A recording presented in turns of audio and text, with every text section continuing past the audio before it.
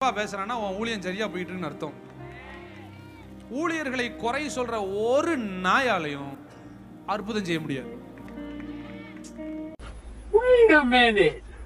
Who are you? குறை சொல்ற ஒரு நாயாலையும் நீர் எனக்கு கொடுத்த வார்த்தைகளை நான் அவர்களுக்கு கொடுத்தேன், அவர்கள் அவைகளை ஏற்றுக்கொண்டு நான் உம்மிடத்திலிருந்து புறப்பட்டு வந்தேன் என்று நிச்சயமாய் அறிந்து நீர் என்னை அனுப்பினீர் என்று விசுவாசித்திருக்கிறார்கள். யோவான் 17:8. பிதா கொடுத்த வார்த்தையை தான் இயேசு கிறிஸ்து பேசினார். அவராக ஒரு காரியத்தையும் பேசவில்லை.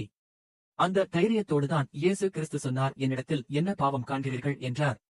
ஏனென்றால் அவர் மாம்சத்தில் தோன்றுகிற காரியத்தை சொல்லவில்லை, பிதா கொடுத்த வார்த்தையை தவிர வேறு ஒன்றும் அவர் தானாக பேசவில்லை. அப்படி என்றால் இந்த வார்த்தையை கொடுத்தது யார்? அதனாலே நாம் பிதாவாகிய தேவனை துதிக்கிறோம், தேவனுடைய சாயலின்படி உண்டாக்கப்பட்ட மனுஷரை அதனாலேயே சபிக்கிறோம். துதித்தலும் சபித்தலும் ஒரே வாயிலிருந்து புறப்படுகிறது. என் சகோதரரே, இப்படி இருக்கலாகாது. ஒரே ஊற்றுக்கண்ணிலிருந்து தித்திப்பும் கசப்புமான தண்ணீர் சுரக்குமா? என் சகோதரரே, அத்திமரம் ஒலிவ பழங்களையும் திராட்சை செடி அத்திப்பழங்களையும் கொடுக்குமா? அப்படியே உவர்ப்பான நீருற்று தித்திப்பான ஜலத்தை கொடுக்க மாட்டாது. யாக்கோபு 3:12. இவருடைய ரசிகர்களே, சத்தியத்தை பேசினால் கஷ்டமாத்தான் இருக்கும்.